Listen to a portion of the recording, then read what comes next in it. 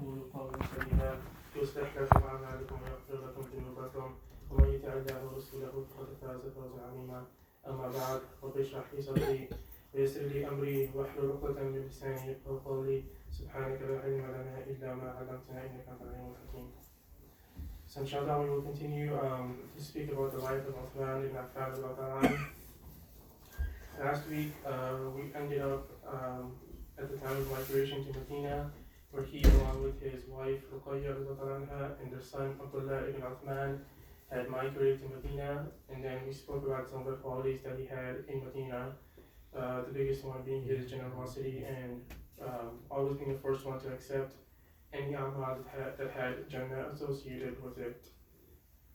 So now we are going to speak about the Battle of Badr. Unfortunately, with the lack of time, we will not be able to speak about his whole life, so we'll have to fast forward through some of his life and talk about the main things. So at this point, we will move on to the Battle of Badr.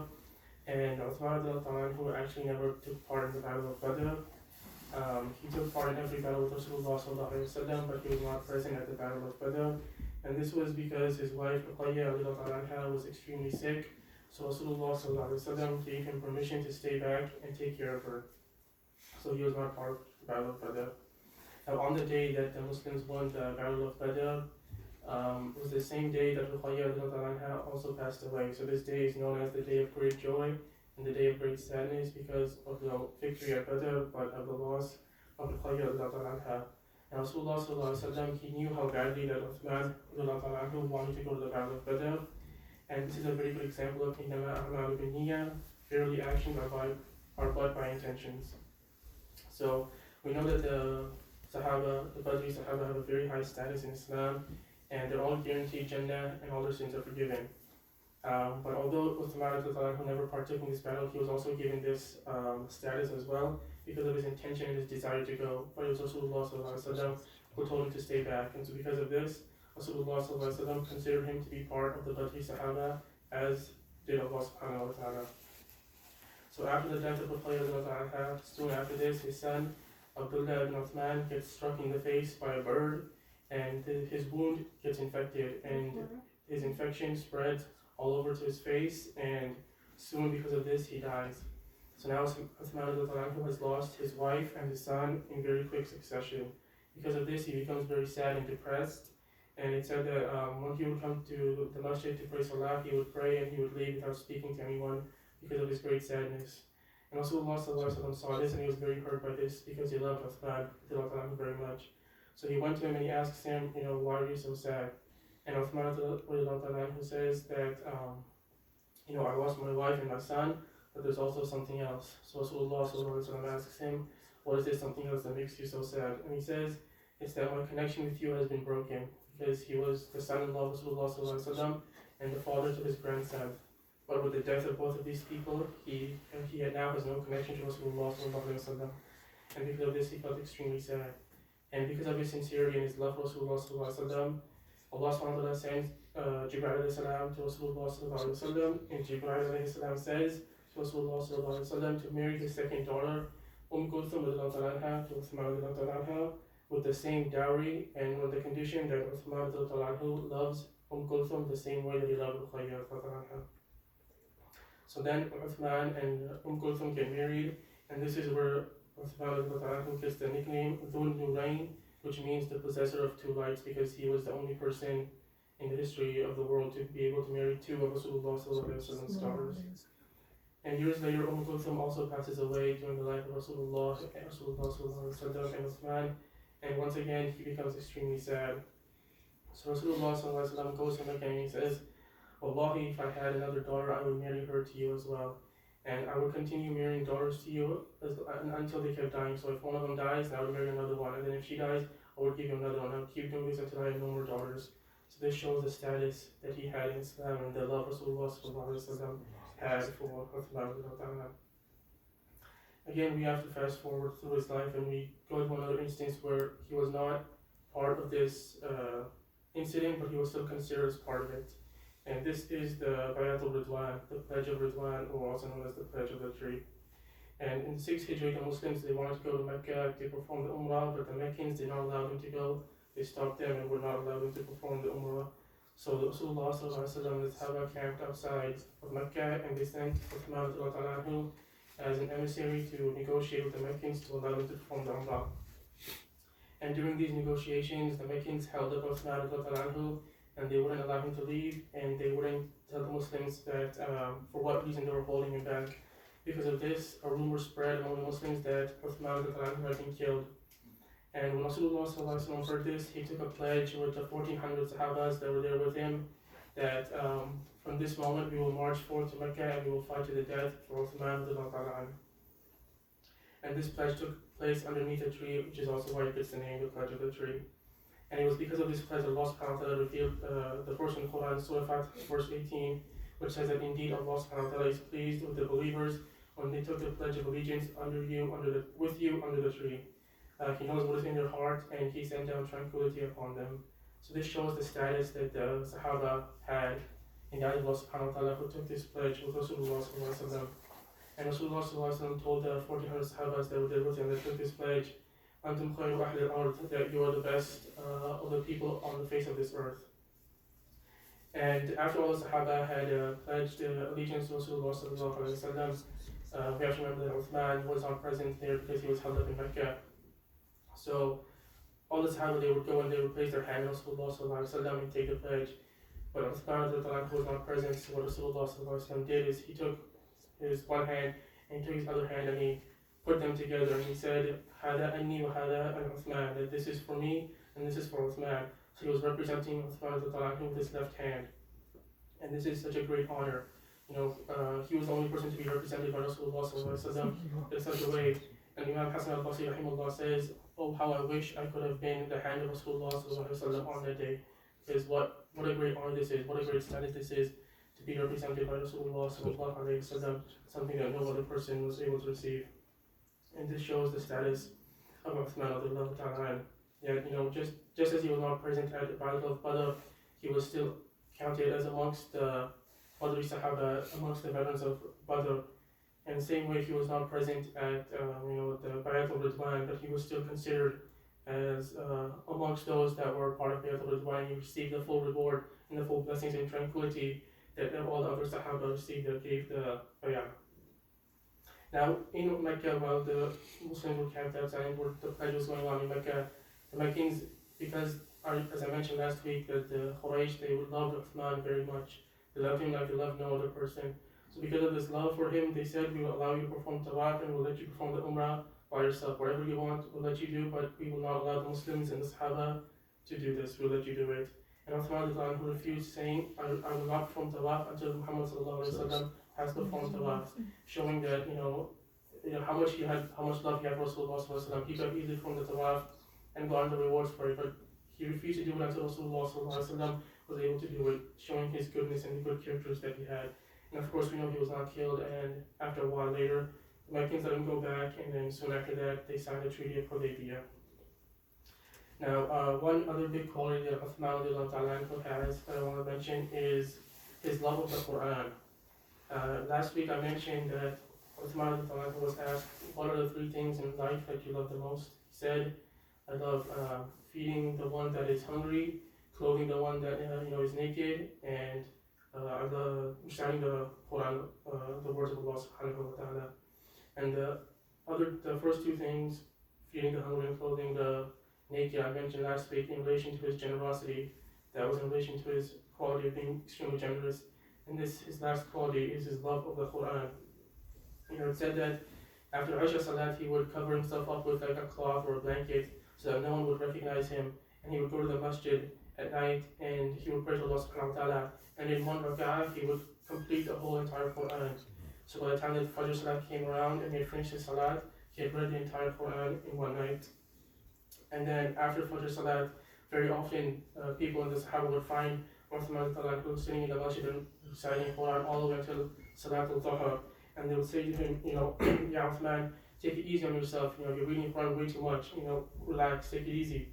And so Uthman would say to them, if our hearts were pure, they would never have enough of the Quran.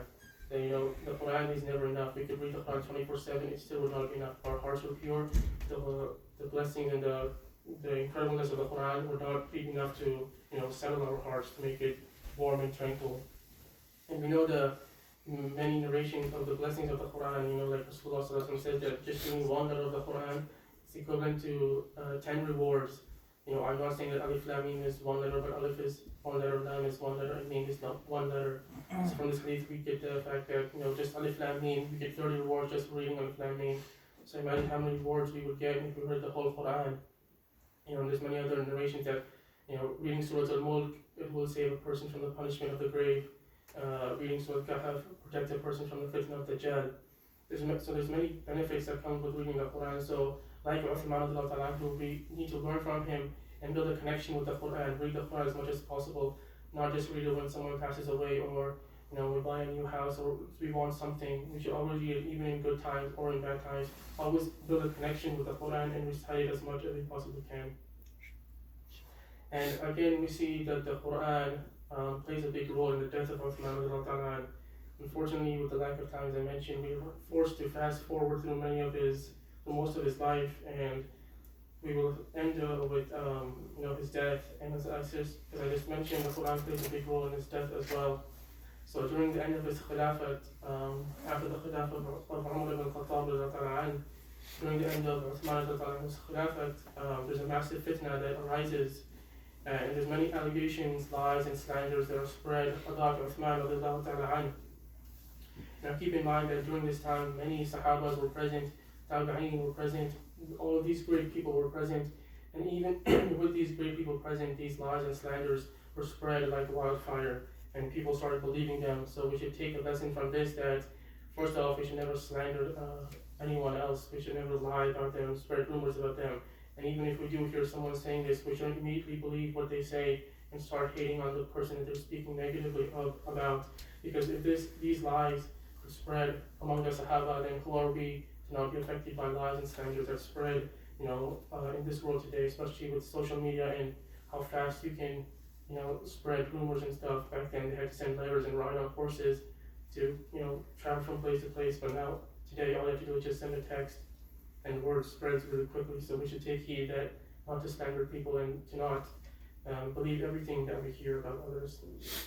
Continuing with the story, they made many accusations about him. They said that he fled from many battles. They said that he was stealing from Baytul Mal and spending on his family, which makes no sense because we mentioned how generous he was and how rich he was. He was one of the most wealthiest Sahaba, so there's no reason to assume that he would steal from Baytul Mal and spend on his family, because he already has so much money. There's no need for him to take from Baytul Mal, and he's also generous. So why would he spend on his family when he's spending on others? And they also accused him of raising the minbar. They said he raised the height of the minbar. They said that he innovated the time of Fajr Salat, that he came up with a new time for Fajr Salat. And they also accused him of, in his Khilafah, they said that all the governors that were appointed, he appointed them from his own family. He wasn't picking them based off of skill, but based off of his own family members, which is another lie. And they just kept spreading these lies, and they took hold among the people, and they started believing these lies. And the situation became extremely unbearable. At this point, we see the great qualities of Uthman once again. He's a victim of so many lies and slanders, yet he never retaliates. And during this time, we again see his connection with the Quran. Because during any hardship that we have, during any problems that we have, we should find solace and comfort in the Quran. Uthman did exactly that. During this fitna, he would always recite the Quran, and he would say that, I would hate that even a day passes where I don't look at the Mus'haf or read the Quran. That's how much love and connection that he had with the Quran. Even during this fitna, he never gave up reciting the Quran. He would find solace and comfort in it to ease from the difficulties that he's going through. And again, going back to his good qualities that we see during this time, we see his humility, his haya, his modesty that he had. He could have easily gone out to the people that were making lies about him and wanting to take his life and say, I am Uthman, I have done so much for you, I have given so much charity for all the people of Mecca, I have built Masjid al-Nabawi, I have bought the well of Ruma and quenched the thirst of many Muslims, I have done so much for you. There's an incident during the Khilafah of Umar ibn Khattab that a massive drought hit, and the Muslims were dying of starvation, And Uthman who brought a caravan of 1,000 camels and all the food and everything that was there, he gave freely to all the people of Mecca and all the people that were struggling. So he could have brought this up and said, look, I saved you when you were dying of hunger. He could have said all those things. He could have said, look at the love Rasulullah had for me. He gave me 2 of his daughters in marriage. One night Rasulullah stood up the whole night and he made dua for Uthman saying, oh Allah, I am pleased with Uthman, so you also be pleased with him. Did he ever take anyone else's name like this? No, so why are you attacking me? He could have easily said these things, but he never did because of his humbleness, because of his great qualities that he had. So he went as far as to say that he didn't want anyone defending him. He didn't want a single drop of blood shed for him because he was afraid of dhulm, of being an oppressor, because there are many hadith saying that being an oppressor is a huge sin. Allah subhanahu wa ta'ala will always catch the oppressor. He was afraid of becoming an oppressor because he had a very high status in the eyes of Allah subhanahu wa ta'ala. So Rasulullah said, as I mentioned last week, nothing can harm Uthman.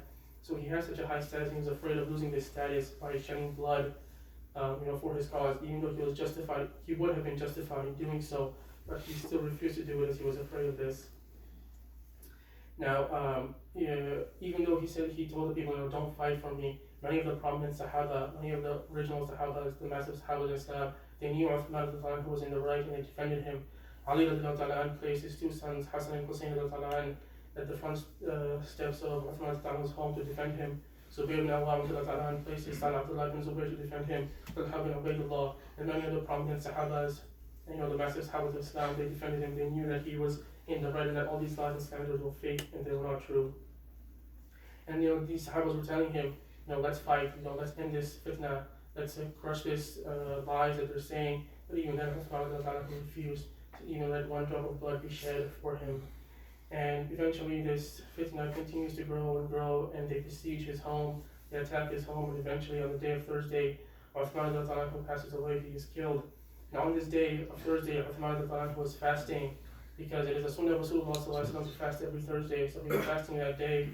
And on that day he takes a nap, and when he is sleeping he has a dream, and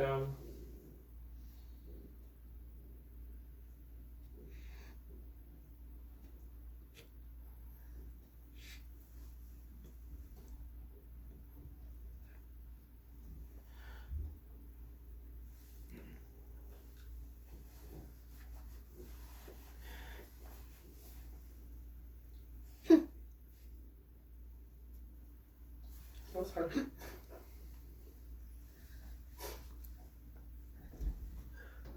In this dream, Rasulullah and he says,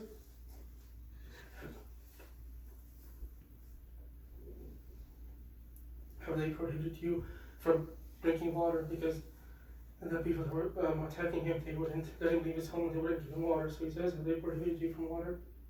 He says, yes. Then he says, have they prohibited you from eating food? He says, yes. He says, have they prohibited you from praying Salaat in my masjid? He says, yes, because they would have had to leave his home and go pray Salaat. So Rasulullah says, Abshir Uthman, that time is be upon you, Uthman. Today you will break your fast with me, Abu Bakr and Umar. And the people that were in his home, his servants and his wife, they saw tears coming down his face while he was sleeping.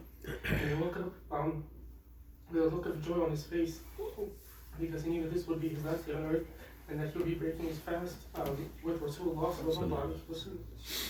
So here that they break into his home and they kill him, and while they kill him, he is sitting down and reciting the Quran. Like I mentioned, his connection with the Quran plays a big role in his death as well. And he's reciting the Quran, he's reciting the ayat of Surah Al-Baqarah, فَسَيَكْفِيكُمُ اللَّهُ وَهُوَ السَّمِيعُ الْعَلِيمُ, that Allah will suffice for you against them. He is all hearing and all knowing. So with the ayat that he's reading, he literally describes the situation that he is in, that Allah will suffice you against them. And subhanAllah, what a death that he has, the death of a shaheed, while fasting, while reading the Quran. And this kind of death doesn't come just by chance, it doesn't just come up at the time when you're about to die. This is something that you have to build upon, because as I mentioned, we see throughout his life, his connection with the Quran, and that is the same situation that he dies in. We always say that, when we die, we need to say the kalima la ilaha illallah before we die. But this is easier said than done. We can say it as much as we want now. At the time of death, it won't be easy for everyone to say this. Only the people that strive upon La ilaha illallah, that believe in this, that bring that down to their heart, and try to bring the deen into their heart. Those are the ones that will be able to say La ilaha illallah Rasulullah. And it can only come into our hearts if we work upon this iman, work upon La ilaha illallah. Then it will come into our heart and we will be able to say La ilaha illallah before we die. So this is a reminder to us that we need to live our life according to Islam, live our life following the way of Rasulullah sallallahu alaihi wasallam. Rasulullah sallallahu alaihi wasallam says that the way a person lives his life is the way that he will die. So if we live our life, with according to Rasulullah sallallahu alaihi wasallam, following his way, we will be able to die with La ilaha illallah Rasulullah. But if we live our life, neglecting everything and not following Allah subhanahu wa ta'ala, then we will not be able to say La ilaha illallah Rasulullah before we die. So with this, we conclude the story of Uthman ibn Affan, and there's many great lessons we can take from this. We can take from him his generosity that he had, his willingness to accept Jannah anytime it was offered to him, his haya, his modesty, his humility, his good qualities, his love of Allah, Rasulullah sallallahu alaihi wasallam, his connection with the Quran, his love of the Quran, and many other great qualities that he had. So we should, as I mentioned, I skipped a lot of the story because of the time constraint that I had. I wasn't able to cover everything that I would have liked to. So I encourage everyone to, read about the story of Uthman, see what kind of person he was, learn about his qualities, and learn from these people, learn from the Sahaba and Rasulullah, and try to follow them as much as we possibly can, because success only lies in following Rasulullah and these great people like the Sahaba. If we don't follow them, there's no guarantee that we will be successful in the hereafter. We might be successful in this life, but there's no guarantee for the hereafter, and as we all know, the hereafter is our end result. This life is not. It's just, a place for us to stay for a while and then go to the hereafter. So take lessons from the Sahaba, take lessons from Rasulullah and follow his way, and inshallah if we do that we will be successful, and we will be able to say La ilaha illallah Rasulullah before we die. May Allah forgive all of us, forgive all of our sins, make us die as Muslims, make us say La ilaha illallah Rasulullah before we die, save us from the punishment of the grave, make our accounting on the day of judgment easy, and make us along the company of Rasulullah sallallahu alaihi wasallam on the day of judgment in Jannah. Those brothers who have not offered us sunnah salah, they can offer that before we begin our khutbah.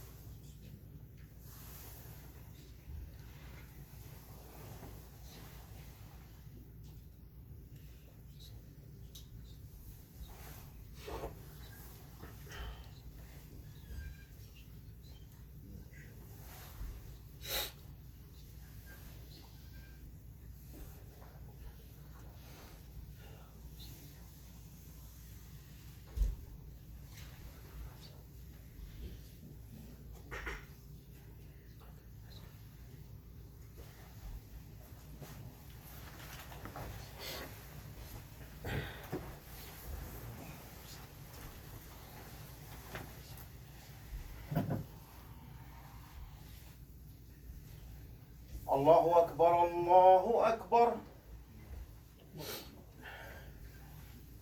الله أكبر الله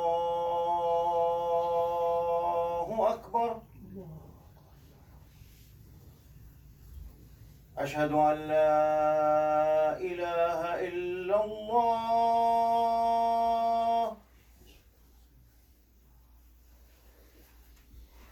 أشهد أن لا إله إلا الله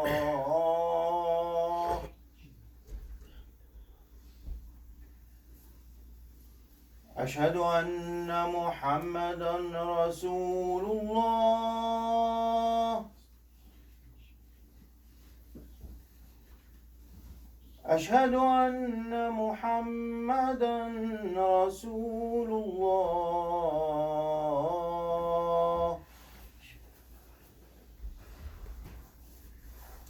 حي على الصلاة حي على الصلاة حي على الفلاح حي على الفلاح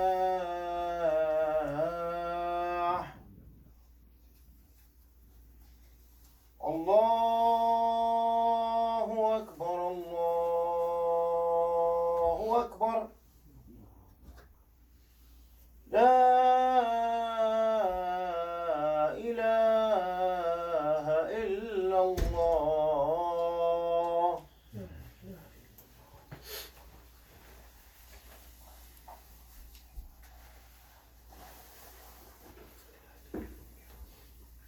الحمد لله علي الذات عظيم الصفات سمي السمات كبير الشان جليل القدر رفيع الذكر مطاع الأمر جلي البرهان فخيم الاسم غزير العلم وسيع الحلم كثير الغفران جميل الثناء جزيل العطاء مجيب الدعاء عميم الإحسان سريع الحساب شديد العقاب أليم العذاب عزيز السلطان ونشهد أن لا إله إلا الله وحده لا شريك له في الخلق والأمر ونشهد أن سيدنا ومولانا محمدا عبده ورسوله المبعوث إلى الأسود والأحمر المنعوت بشرح الصدر ورفع الذكر وصلى الله عليه وعلى آله وأصحابه الذين هم خلاصة العرب العرباء وخير الخلائق بعد الأنبياء أما بعد فيا أيها الناس وحدوا الله فإن التوحيد رأس الطاعات واتقوا الله فإن التقوى ملاك الحسنات وعليكم بالسنة فإن السنة تهدي إلى الإطاعة ومن أطاع الله ورسوله فقد رشد واهتدى وإياكم والبدعة فإن البدعة تهدي إلى المعصية ومن يعص الله ورسوله فقد ضل وغوى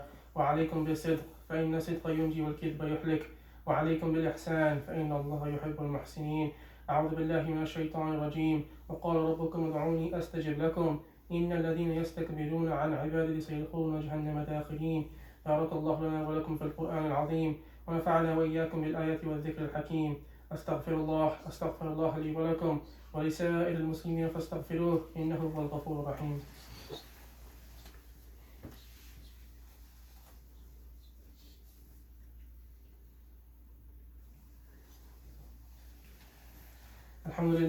الحمد لله يستعينه واستغفره ونعوذ بالله من شرور أنفسنا من يهده الله فلا مضل له ومن يضلل فلا هادي له وأشهد أن لا إله إلا الله وحده لا شريك له وأشهد أن محمدا عبده ورسوله أرسله بالحق بشيرا ونذيرا بين يدي الساعة من يطع الله ورسوله فقد رشد ومن يعصهما فإنه لا يضر إلا نفسه ولا يضر الله شيئا.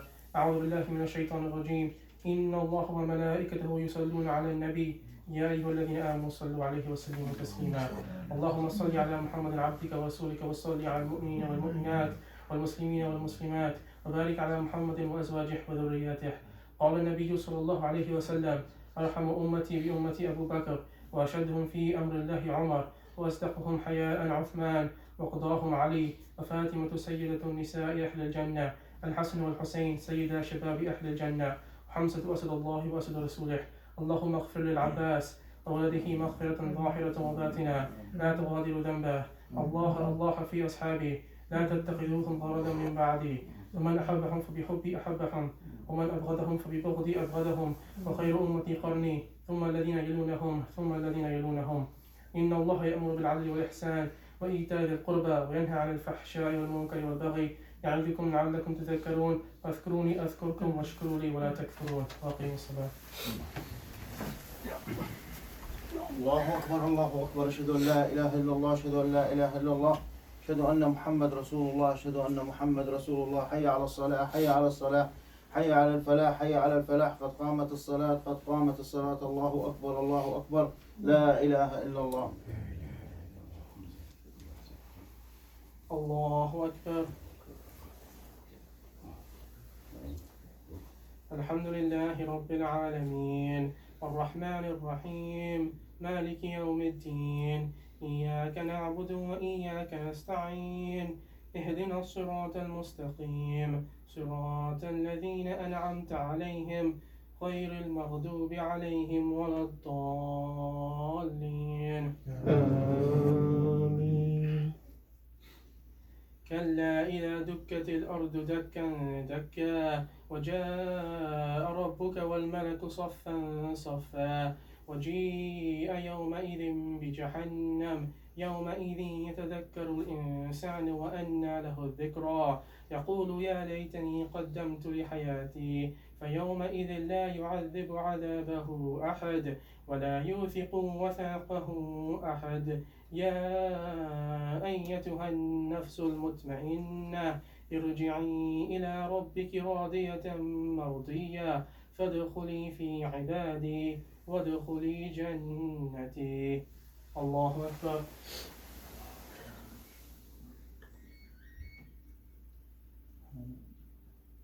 سمع الله لمن حمده. الله أكبر.